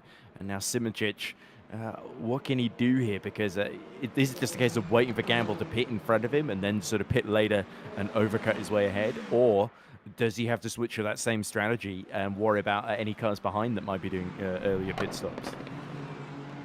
Time will tell. As the lead seems to kind of ebb and flow. Surely Gamble now is getting into real dangerous territory. He's going to have to come in soon because his tank was running a bit lower along with Nicholas Hubin. So both of those Ferraris, as we've mentioned, wow. Okay, surely Henri Gamble's going to be coming in this time. They cannot run that tank dry, the virtual energy tank dry. That is penalty worthy if they do that. So surely he's got to be coming in this time. Will Simoncic follow him in, or will Simoncic continue? I suspect Simoncic is going to continue, which he does. So yeah, Henri Gamble is in. Nicholas Hubin, surely he's going to follow him in. We will see then. Et voila, right on cue. The red Ferrari comes in. Yannick Simoncic now leads the way. Sven Gilhood is he's continued on along with Rigoletto. Let's see then what how that shakes out. We won't know for a few laps once all the pit stops are done. I suspect though that there's going to be, it was a valiant effort from Henri Gamble. That move he pulled on lap 1 to get right up into the lead from 3rd was absolutely brilliant. But yeah, the early usage of his fuel and virtual energy will pay the price for that one. Yeah, certainly, although it means they've got to commit to this undercut strategy now, don't they? As now we see Hoyer in 4th ahead of Hutrishki, who's now in the top 5. That would be one better than he managed in Monza. And yeah, Jules Neal will be excited to find himself in 6th position, but you would expect these two especially to drop behind both Hubin and especially Gamble once they have to do their stop of their own later on, even if it's a shorter stop, because of the amount of time they'll gain on the fresher tyres. You would assume that they've switched to for the undercut, or at least with a bit more virtual energy in the tank that they've got to deploy down the Kemmel Straight in particular, and some of these long back straights, particularly out of Paul Frere through Blanchimont and into bus stop. That is another place we can really maximise your virtual energy and usable energy in a straight line speed especially. Interestingly, Marine Bessier has started to close on the back of Patrick Schindler the last couple of laps. The gap 1.2 seconds. We look at Neil continuing to pressurise Mikolaj Hutrishki, who's not put a foot wrong so far in this race, it must be said, and could well be on for a very, very tidy result in that Toyota. I think another top 6 is definitely possible for Hutrushki here. I fully agree with that. But again, it does depend on how the pit stops all shake out. That is our the tower now reflecting all of our GT3 fields. Yeah, that early pit stop for Pelesny has not paid off for him at all. He's not gained at all on Remy Delorme. There was around about 2.3 seconds, give or take, when the Aston came back out of the pits, but that has now grown, as you can see. So, yeah, Voigt and Pelesny throwing the dice. Sadly, that gamble not paying off as Marin Bessier flirts with the gravel a little bit too much on the exit of the Fania chicane. Marin Bessier in 8th position in the championship at the moment, has seen the podium, but only once so far this season. That Bahrain, wasn't it? Bahrain, it was indeed. He was 3rd on that occasion. So would very much like, he'd love for the race to end now, but that's not going to be the case. Continues to chase Patrick Schindler, what is currently 2nd. Yeah, and on that particular occasion in Bahrain, if I'm not mistaken, he actually undercut his way past Patrick Schindler, of all people, funnily enough. So, see the bollard that got knocked over by Fingard earlier, still just lying down in the apex of a bus stop. But yeah, you can tell yeah, it still saved the cones, as Nicolas Domino reminds me. But yeah, Marin Bessier is still putting the pressure on, and so too is Jules Neal. So these two, the closest fights on track, and it's good to see a much stronger race than we normally expect from Jules Neal. He's had so much frustration, so many disappointments so far this season. I'm not sure it's necessarily the BOP helping the Alpine ever since the last round at Monza, where it did look fairly quick there, but I think Neal is another young driver that's really gained his confidence, the young Frenchman, over the last year or so, as he has a little bit too much confidence there and nearly dips it in the gravel to Stavelo. But yeah, nonetheless, it's really good to see him toe-to-toe just matching Nikolai Hutrushki across this stint, who's another driver that we saw. He was so dominant in Contender last season, and Jules Neal had a few strong moments in the first VMS Platinum Pro season last year, but there were a couple of mistakes here and there that denied him a chance to maybe get a stronger result. I don't think he ever really finished inside the top 4 at any point in the season. He got 1 5th position, but I don't remember where it was off the top of my head in the Cadillac that he was driving last year. Oh, well, not last year, it was season 1, it was back in February, March, so it wasn't that long ago. But yeah, nonetheless, I have been impressed by Jules, and I feel like I say that a lot every time he shows up, maybe better. But yeah, he's also a competitor in VEC in the GD3 class as well for the G League Esports squad in a bright yellow car. And he created a bit of a reputation whenever Jules would get in the car, there would be fireworks on track, lots of big late braking maneuvers, and he's a guy with a lot of confidence, and it's good to see him just strut his stuff and match some of the best in the business here in Le Mans Ultimate, as now we see Schindler under attack and in trouble. Whitehead is cleared out in front, and these two are essentially fighting away with Remy Delorme and that other Aston Martin, aren't they? So it's a bit of a shadow battle here, and if Schindler loses time fighting with Bessier, it could be disastrous for him. Well, true, but they know this deal. They know. Oh, wiggle there from the Aston Martin. Yeah, that's one of these things, isn't it? You know that if you fight too hard with someone, it's going to cost you time. But equally, that element of you, that racing driver instinct wants to get up a position. You feel you're faster than someone with a big slide from Marin Bessier in the Aston coming out of the source. Yeah, you want to gain that position, especially if you feel you're quicker, but it's always that balance, especially in endurance racing. Granted, this is a sprint race, but endurance racing in general, that you've got to play the long game, but it's often very difficult to kind of park that bit of your brain that just thinks, C position must get. Yeah, not that I'm stuck in that at all. Whenever I don't race very often, but racing drivers see, racing driver do, as they say. Or is that monkey? Yeah. Oh, Rigoletto, in he comes from 3rd position to save us from that terrible simile. But anyway, that is interesting then. So he's the one that's pulling the trigger first. Will we see Simoncic and Geelhead react to that? And where's Rigoletto going to come out relative to Enric Gamble? You got to think This is going to be a fairly lengthy stop. Gamble's going to get through, and it's Hoopen. I think that's going to be the more interesting one here. Oh, no, we don't. It's a much shorter stop, actually, for Grigoletto, and he's going to come out well ahead of Gamble. So staying out later, ironically enough, is the gamble that's paying off. And look at Neil. He's right behind Mikolaj Hutrushki at the moment.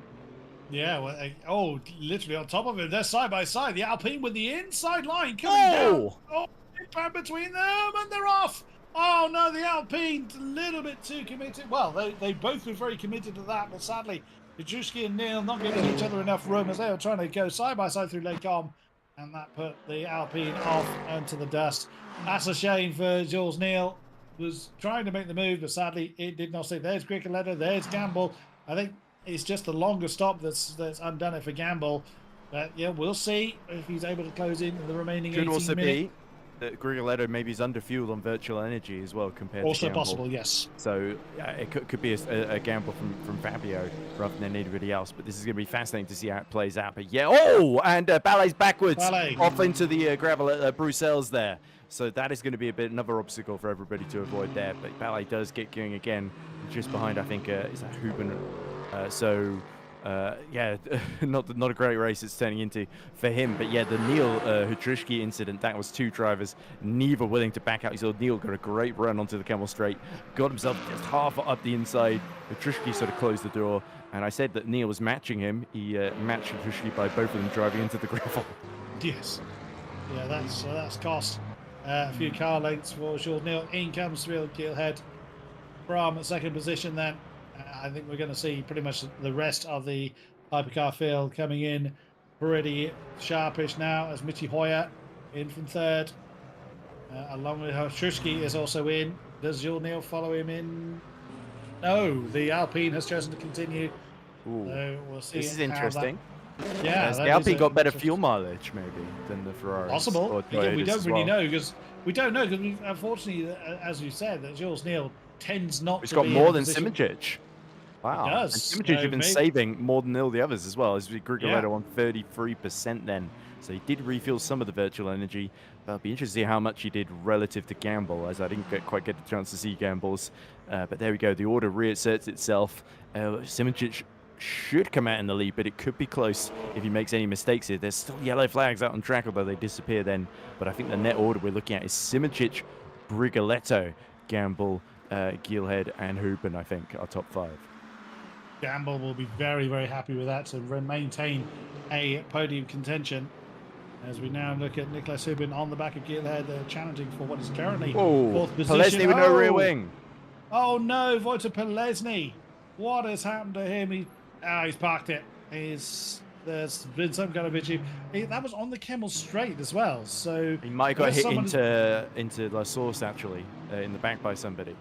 Might have been a hypercar. Well, he's gone quite a way then before deciding to pull the car off. Unless he initially thought he was going to get that one all the way back home. It's a very long way to go from turn one right the way around here at Spa. He could have thought, I'll try and get that one home, but already with his pit stop strategy undoing itself, I think, I'm not surprised he's pulled that one off. But wow, Wojciech Polesny from second in the championship, that is really going to hurt.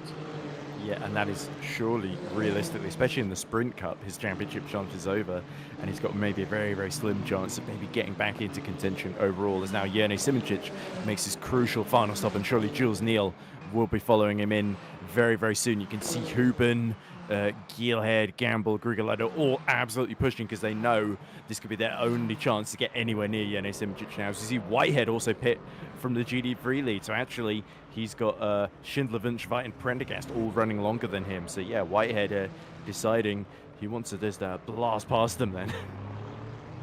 Yeah, and out comes Jerne Simijic. Grigoletto up into second, as you said. There is the Italian, so still a few seconds between them. Let the tower figure itself out, as Jerne Simijic had a face full of, I think it was Remy Delorme in the Aston Martin to contend with. But Simijic retains the lead from Fabio Grigoletto. So our top two in the championship, our top two in this race, but in reverse order. Then it is Henrik Gamble. So from maintaining the lead for a significant portion of the race, he is now back out into third. Here comes Paul Lapierre. Going to bounce his way past Regan Mitchell without too much of a bother. But Jules Neil back in 8th position. Right, again, behind Petruski and by a very narrow margin again. So pretty much identical gap between the Toyota and the Alpine. Oh, and that's too deep there for Jules Neal, pushing a little bit too hard to try and close that gap down. But it's still battle resumed for what is now 7th place. Yeah, it could get very, very tasty indeed. You sense Jules Neal maybe a little bit angry that he didn't quite get the space that he'd hoped he would have. But yeah, that's the thing when you're young. You always sort of expect the other driver to be a bit more cooperative with you when you launch it up the inside like that. And yeah, Jules Neal is in a position in the championship where he's not really in contention for anything major, so he may as well go risk it. And speaking of risking it, here is Gamble then. He's got Sven Gielhed all over the back of him here. Gielhed, who's been on a bit of a run of podiums in the last few events. He wants to take another one here, and for Gamble, so the top 4 would be amazing for him as side by side the 2 Ferraris go. And oh, Gamble sort of cuts him off there before they get to Blanchimont, but now there's going to be another run into the bus stop as the Mustang gets well clear. Gielhed surely going to be late on the brakes. Up the inside, there's a little lockup. He's still there, but Gamble is going to have the inside for the second section. Yeah, they very, very nearly clatter wheels into the side of each other as we see all of our leaders pit in GD3. Luke Whitehead reassumes the lead, but it's the 283s side by side, and it's Gielhed up the inside into last source, and he very much asserted himself through there. Gamble is left a little bit stranded on the outside. That was a big old statement of intent from Henrik Gamble. I'm not just going to let you bounce past these but the Dutchman had the measure of that. But Henrik Gamble now opportunity to try and strike back at his fellow Ferrari. Well, a 3-way Ferrari battle, but one of them's 53. Here comes Henrik Gamble with the run. Oh, nearly on the grass. This Sven Gielhed gives him barely a car's width, and that is Gamble back up to 3rd. Is it? Sven Gielhed's not having Oh! Oh no! A punch in the face to Gamble. He's spun. Oh! Oh no!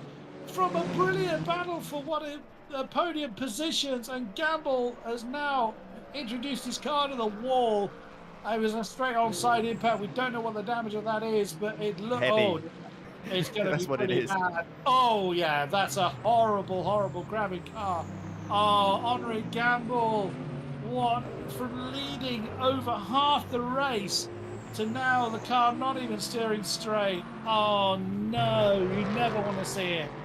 Yeah, I was getting confused, didn't know which one it was that went out like that. But yeah, that was Gielhed, I think, getting a little bit impatient to get through, getting a bit fed up of fighting away with Henrik Gamble and deciding to send Henrik way off into the gravel and ultimately into the wall on his side. Lucky to keep his wheel though, so Gamble, if he crawls around, should be able to get to the pits for repairs, but that is his race hugely compromised there, and it does I wouldn't be surprised if Sven Gielhed maybe gets in a little bit of trouble after this one, or definitely if Henrik Gamble doesn't file a protest. I would be quite surprised. But yeah, there we go. We can actually see the way the GD3 order has reasserted itself in all this as well. Delorme is now back up to 2nd with his early stop, but Patrick Schindler is still in 3rd, still got Marin Basir behind him, and he should have more fuel at least, having pit much later than Delorme to play with. So Remy Delorme, this would be an amazing result for him, having qualified on the front row if he can hold on to it. But yeah, Patrick Schindler will be pushing in these final 10 minutes to break French hearts everywhere if they weren't already broken, seeing Henrik Gamble in the wall like that.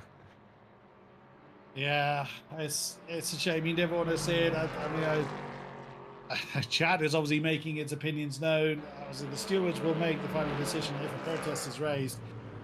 I can't really sympathise with Gielhed on that one. It was impact from him to Gamble, but that's up to the stewards. I've done my prison sentence of stewarding in the past. It's a pretty thankless job, but we'll let them figure out what action they're going to take. I mean, it's not really going to give Henrik Gamble the position or anything such, not the points or anything like that, but you know, driving standards need to be maintained, and that was just a split second. It wasn't a malicious act. It was just a split second mistake from Gearhood that sadly had the effect of... Speaking of mistakes, Chris, I should apologize as well because Henrik Gamble obviously is German, as Nicolas Domino immediately pointed out to me in the background, not French, because I was trying to tie it into the Remy Delorme I was just talking about. So yeah, maybe French hearts are broken, but it's it's German hearts that I think will be a bit more upset with what happened to Gamble there, as we now see Prendergast on the back of another German, Mark Veit, in his Aston Martin there, trying to get back into the top 6, which would be a great recovery from Prendergast, but Spa's not treated him well. In the very, very first VMS Pro race, Prendergast led almost the entirety of it, the 2.4 hours of it, before running out of fuel on the final lap, having realized he wasn't going to be lapped by the leaders before the end. So he ran out agonizingly right on the run into bus stop, and unfortunately lost the win to Kamel. Now he didn't quite cross the line either, so he lost a point as a result of not being able to cross the finish line at the end of the final lap there. So it was the classic Prendergast heartbreak that became sort of the running theme of the first half of that season. But yeah, now it does seem like in this race a situation that might have thrown the Prendergast of last year. He just seems a little bit more confident, sort of, I can still get points out of this, that his mentality is exactly the right one here. And Mark Veit is very much aware that he's going to have to do some defending here. But yeah, of course, in terms of the Hypercar Championship, by the way, with Gamble out the picture, we're looking at Grigoletta, championship leader, finishing behind Simoncic. If he can defend from Geelhead, who still looks very, very quick, having bumped Gamble out of the way. And then we've got Huben a little bit further down, who might be looking to bank P4, a solid but not an amazing result. It's Grigoletta that's been the big gainer in the pits, really, through some very, very sensible, very, very Simoncic strategies. Now we see Prendergast trying to go the long way around. Mark Veit breaks very, very deep into the bus stop. That will give him the inside for the second part of that chicane, and that was beautifully judged. Mark Veit didn't even know what hit him until it was too late. I don't think Mark Veit really anticipated Kieran Prendergast committing to that, but well driven from the McLaren as the Aston has a look on the inside coming into La Source. Kieran Prendergast gives enough racing room. There's a tiny bit of overlap there from Mark Veit, but nothing coming. But this puts the Aston in prime slipstreaming territory then. I would not have a look there going down into Eau Rouge, not from that far back. I'm over radio once again. Now, is Mark Veit going to be able to make the move? We'll check back in with that later. That is Fabio Grigoletto and Sven Geelhood, 7/10 apart. We have a challenge. We have several challenges throughout the field, but only less than 7 minutes now for people to figure out which position they're going to finish in. Sven Geelhood looking to try and get past Fabio Grigoletto, but again, probably wanted to really push on as much as he can, because if he is going to face a penalty, then he will want to get as far down the road as he can. Yeah, and of course, this is really bad for Grigoletto as well, because this is the difference between narrowly holding on to the championship lead and maybe losing it if he gets bumped down to third here. So he cannot afford to just let Geelhead through and just hope he gets a penalty here. He's got to defend, because we don't know how that decision could go, as you say. And it seems there's a lot of people in the chat that disagree with you, Chris. So that's what you're pointing out. But yeah, nonetheless, Sven Geelhead won't worry about that one bit. That's a problem for future Sven Geelhead. Present day Sven has got a Fabio Grigoletto to clear here. So the Italian, we've seen him put in masterclass defensive drives. I think of races like Fuji last season, where he defended like crazy. Imola early this season as well was another fantastic defensive masterclass from Grigoletto. Well, he actually got into the lead and then had to defend it, of course. But yeah, he's very good at not leaving any opportunities on the table and just forcing you to drive his lines, essentially, rather than being able to do what you'd ideally want and get your perfect exits from corners. He sort of is always thinking a little bit ahead, Fabio Grigoletto, and that's what makes him a really, really fearsome opponent to face in battle here. Geelhead, of course, qualified ahead of him, has seemed to have got the natural pace, but Grigoletto, having pit a bit later, has got the track position with the shorter stop. Has he got maybe, the virtual energy looked about the same. Was it 15-14% between the two? There's a brief yellow flag somewhere that pops up again. Could that be Gamble? May finally make his way back to the pits. No, it's one of our duty frees. It's Mark Veit. Having been passed by Prendergast, he is crabbing down the straight, so he's hit the wall somewhere. But here comes Geelhead. So the yellow Ferrari versus red. It is the Dutch driver versus the Italian. Who's going to come out? Is he going to try and banzai the inside of the chicane? Grigoletto covers that off. The big move on the outside line for Sven Geelhood. Can he hold on to it? We've seen this work for the Mustang of Prendergast, but Grigoletto's not let that one go just yet. So down over the line. So Sven Gilhood gets up into that position for now. And of course, that's going to put him under pressure. Oh, he's gone a bit too deep though into the source. Rigoletto tries to get the overlap. Can't get it done. Sven Gilhood gets a good exit from the source. SimGrid now, he's just darting off into the distance. Just needs to bring it home now for another 4 minutes, 3 laps at absolute most. So, up and over Radion once more. So surely this is advantage. Rigoletto jumps out from the slipstream. Sven Gilhood, what's he got? There's Fabian Ballon that needs to stay out of the way. The two throws are side by side. No. Rigoletto regains second position by the time they get up to Lake Om.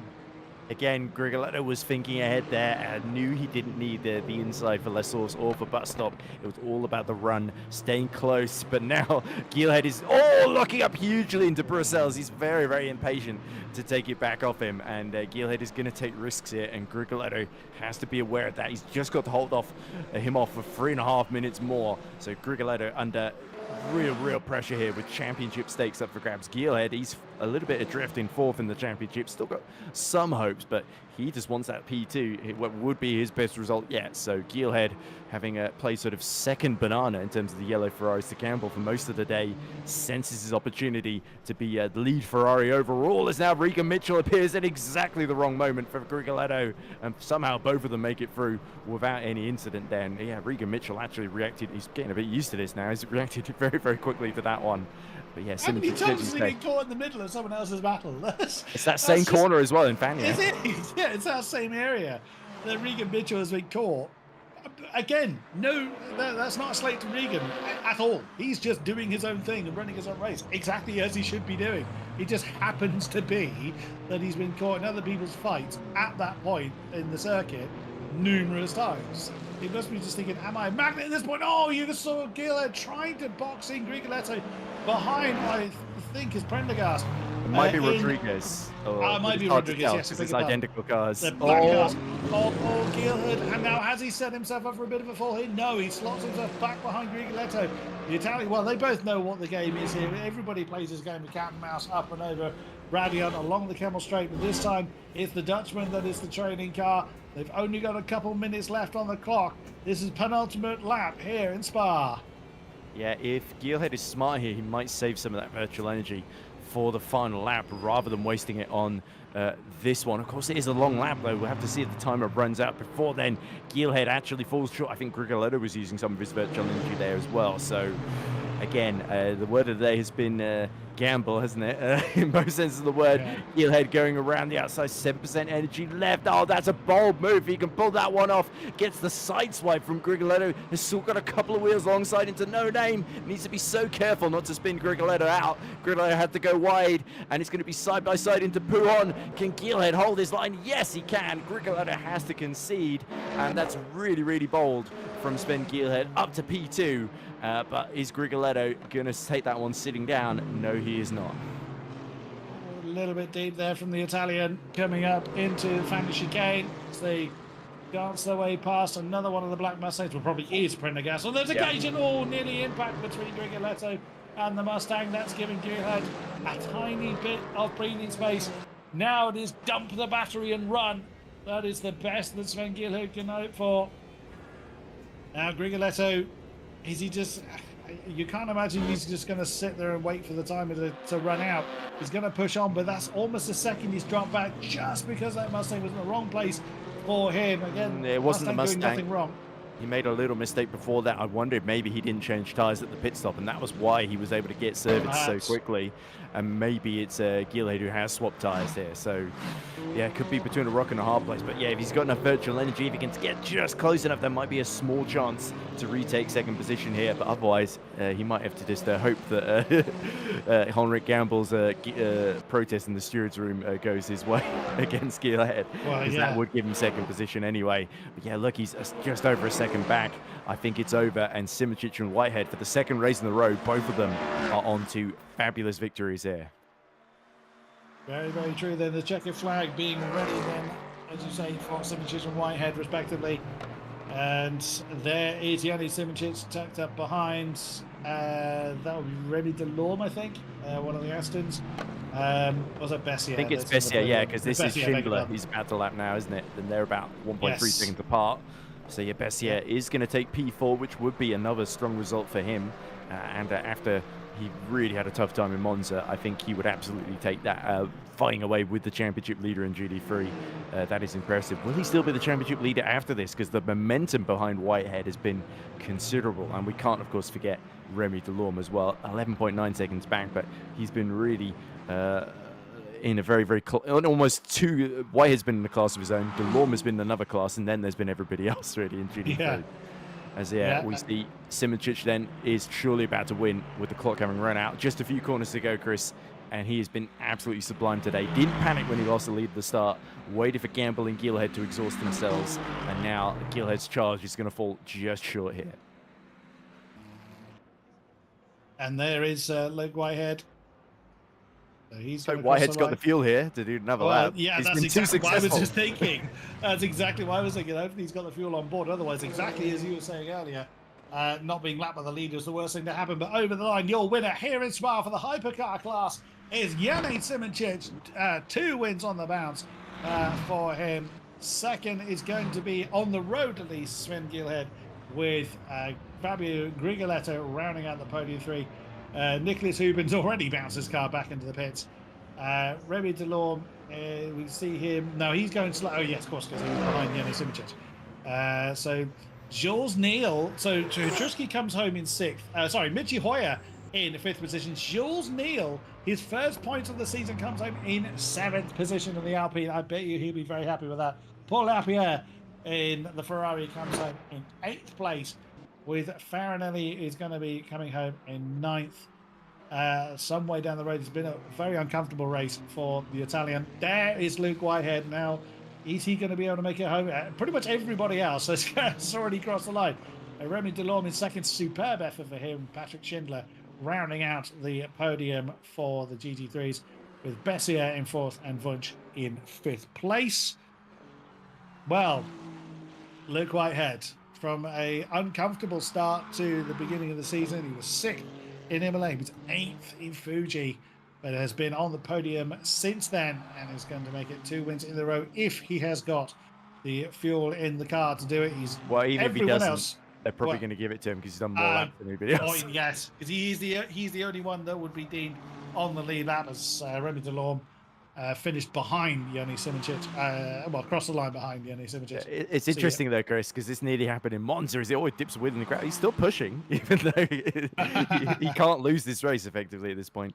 But yeah, this nearly happened to Whitehead at Monza because Simoncic lifted off very, very nearly didn't lap Whitehead in time before the run to the line. Decided to do it anyway just to be nice, and Luke Whitehead proved a sigh of relief that he did actually get to finish the race. He's going to do it again. It's 2 from 2. The man who cannot stop winning, it seems, at the moment. Luke Whitehead, another pole, another victory, and he is getting closer and closer to that championship. Patrick Schindler will be looking over his shoulder, but it's Whitehead lighting up the rear tires, celebrating another victory here at Spa. Yeah, and a perfect pirouette as well. Why not complete the most we've seen of him today, to be fair. Yeah, that's very true. Such as the victim of his own success. I mean, in fairness, he didn't just run off into the distance early on. He was chased by Remy Delorme in the early part of the race, and Prendergast early on as well. Well, Prendergast, good finishing result for him, having fallen to the back of the field. We don't know what happened to the former champion, but Luke Whitehead comes home to win the GT3 category for Spa, with Remy Delorme 2nd, Patrick Schindler in 3rd, Marin Bessier 4th, Sebastian Wunsch in 5th, Kieran Prendergast 6th, Mark Veit in 7th, Mitchell Rodriguez 8th, Regan Mitchell in 9th, Fabian Balla rounding out the top 10. We lost in the course of the race Wojciech Polesny. We saw he lost his rear wing along the Camel Straight somewhere, and Luca Thingard with a very heavily rearranged Porsche early on. As for our hypercars, Yannick Simoncic was chased home by Sven Gilhead in the end, who fought off Fabio Grigoletto for 3rd position, Nicholas Hubin in 4th, Michi Hoyer 5th, Miklas Petruski in 6th, Jules Neal in 7th, Paul Lapierre 8th, Daniele Farinelli in 9th, and we lost in the course of the race Henrik Gamble. Again, such a sorry state of affairs for him, leading the race in the first half of. That's one impact sent him into the wall. Well, we will see if any of our drivers come and want to have a chat to us, not mandatory. They don't have to. Again, not every driver is comfortable speaking to us. Sometimes they are, when English A lot isn't of their first language. hypercar drivers are very shy as well, or they've got their own streams and they felt, well, I spoke through the whole race. Why don't I just speak to you? Stupid commentators. But yeah, the GT3s tend to be a little bit more obliging, and yeah, it'd be lovely to talk to Whitehead after his recent success. Given we didn't get to cover Monza as well, so people at least got to Very true. celebrate Whitehead.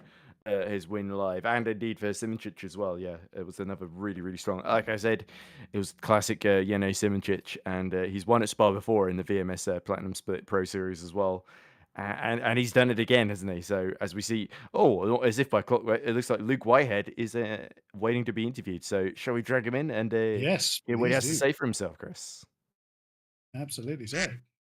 So we're now joined by Ferrari Esports' very own Luke Whitehead, who's won 2 races in a row at Monza and Spa. Luke, I have a feeling you're about to reach on your soundboard for something rude, so I'll just get to the first question.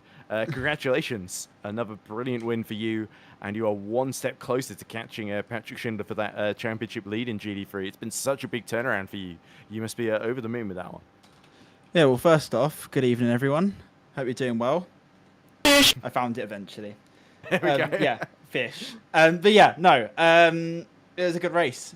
Don't think there's much more to say than that. It was made a lot harder with the heavy front damage that I picked up on lap 1 by a certain Ford going for 2, frankly, idiotic moves that were never, ever going to work and throwing his race away, which was very stupid of him to do. But you know, we didn't see that on the stream. So. No, he, I mean, he dive bombed us 3 wide into turn 1 and then spun himself into Laycom. Like, he's an inexperienced driver and should know better than that. So it completely put him at the back of the field, you know, which is his own fault. But it gave me front damage, which meant that the first few laps, at least, I was kind of angry and the car didn't drive right. And, you know, because obviously you set the setup up to be working in a window where you don't have any damage, you know, and the car drives nice as it should. But it didn't, obviously, because of the front damage. So, you know, it made the car drive like a bit of a boat for the first few laps. But, you know, as the fuel load started to come down and the track temp started to cool down a bit, I think it was like 3 degrees or so cooler at the end of the race. The car just started getting better as the race went on. And, you know, we just started extending that gap, kind of getting into that rhythm once again and finally actually getting used to the car handling with a bit of damage. And, yeah, it was pretty faultless. I think Remy did change tyres in his pit stop, but unfortunately didn't work out for him. But, you know, fortunate for me at least, and fortunately for him, he finished second, which, you know, means I gain a little bit more points to Patrick and obviously Voiter as well, but mainly Patrick as he's the championship leader. I was kind of hoping that Marin would get a bit closer, but you know, Patrick drove amazingly well as he always does and finished P3. So GG's to the other 2 on the podium, and yeah, a good sort of redemption, I guess, after how much we've struggled in races this season. So 2 on the bounce is pretty nice.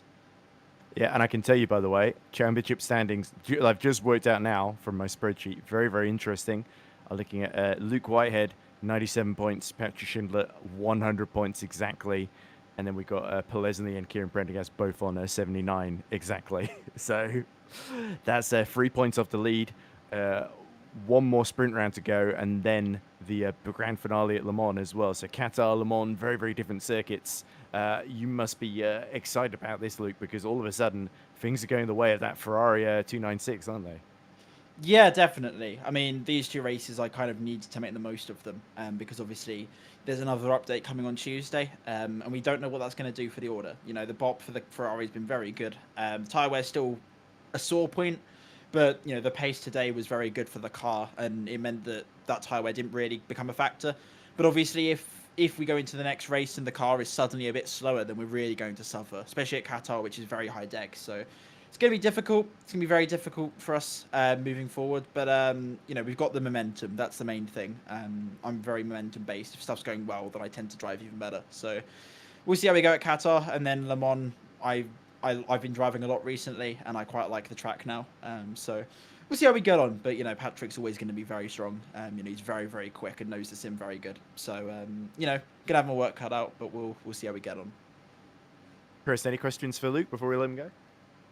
You somewhat answered it. I was going to ask, yeah, how your feelings were following the first couple of races and what changes have happened. Obviously, you've been in the sim racing world quite a few years. You're somewhat of a veteran in various racing categories. How is LMU shaping up? Probably a bit difficult to answer as we're not in full release just yet. I know we're about to be, but exactly as you say, we don't know exactly what changes are about to be implemented. But how has the progression of LMU, generally speaking, as from a driver's standpoint, compared to other sims you've been involved with?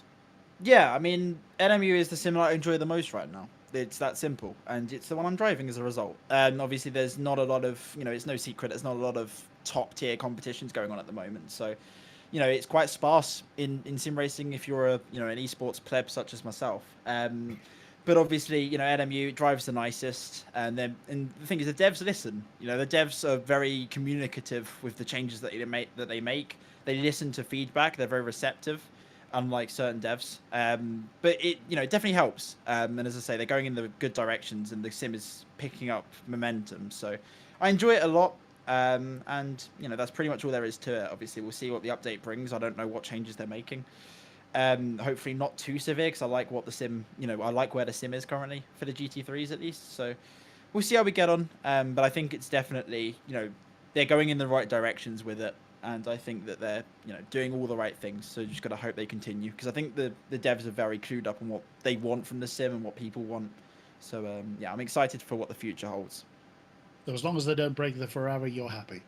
Yeah, well, basically, just make it a second clear. That's basically all I want. So, yeah. Rather than 13 seconds. Yeah. Rather than 13 seconds, exactly. But yeah, thanks again, guys. It's nice to join you guys in the commentary booth as a winner for once. Obviously, last week you guys weren't here, which is a shame. But 2 weeks ago, you mean? We were here last week. Last race. Yeah. Yeah, it's weird being bi-weekly. Usually it's every week, but 2 weeks is still toying with me a bit. But yeah, no, thanks guys, and hopefully I'll join you guys again in Qatar. Oh, look forward to it. We also get a comment in the chat. Whitehead domination could bore fans. It won't bore me, that's for sure. Nah, we weren't bored at all. In fact, you did a lovely pirouette for us at the end as you crossed. Yeah, I was really proud of how clean. We were the only one left on track, so there was no one else to watch. So it was exactly what nearly happened in Monza, wasn't it? Where you were prevented by Yerne from do that extra. Yeah, well, I actually fueled up enough this time. I had like a lap or two extra, so clever. Well, you had all that 13-second margin, so you could do it. It helps, yeah, it definitely helps. But yeah, so Qatar, we'll see how we get on. So. Looking forward to it. Well, thank you for doing this, Luke. And that's another shiny first place trophy to add to your collection. I have a feeling there might be more silverware on the way by the end of this season. But fantastic to see you on a run of form. And yeah, thank you for entertaining us today with a very, very strong performance as expected. Yeah, thank you very much, guys. Thank you very much. There we go. He had to, didn't he? He had to. I mean, he was the only one who wanted to interview us, so I mean, we didn't have much choice, did we? Anyone, so even more reason. But yeah, there we go. Another twist in the championship. By the way, anyone interested in the current Hypercar stands provisionally, with no penalty for Geelhead confirmed either way? Let's assume he finishes P2. Our top four in Hypercar is Yerne Simoncic, 111 points, Fabio Grigoletto, 107, Nicolas Huber, 97. And Sven Geelhead, 77. So only 4 points in it in Hypercar and just 3 points in it in GD3. So the contenders are whittling down, but the caps are still razor sharp. And yeah, we've got one sprint round left. So the sprint finale coming in Qatar, and then the finale in Le Mans with lots more points, 38 total up for grabs for the winner of the Le Mans 2.4 hours in both classes then. So this championship could well and truly be turned on its head, but Qatar is all going to be about deciding the sprint championship as well, which is a little bit different, and staying within that 38-point margin as well, so you can mathematically still have a chance if something happens at Le Mans. Very, very true. And there's only one place to know where that concludes, and that's right here in this very channel in 2 weeks' time, when we see the platinum split come to Qatar, and next week when we see the gold split take to the track. So no one else coming to have a chat to us, which is absolutely fine. We do understand that. So that's now is the time to I think we'll bring things to an end. Thank you very much, Ed Hunter, for joining me in the box. Always a pleasure to be alongside you, sir. Yeah, it was a bit of a hectic one today, and sorry, apologies having to miss the start, but it was that or don't eat anything. Yeah, well, yeah, exactly that. Thank you very much, Nicholas Domino, for being in charge of the stream. We literally couldn't do it without you. And to all those behind the scenes that keep the show running here at VMS. Thank you very much to our drivers for putting on yet another spectacular show for the Platinum Split. We very much look forward to doing it all over again, as mentioned, for Platinum in 2 weeks' time and for the Gold Split next time out. And thank you to you all for watching either live or post-event. We always enjoy your company. Do join us next time for the penultimate round of the season in Qatar. We look forward to seeing you then. Until next time, thank you very much and good night.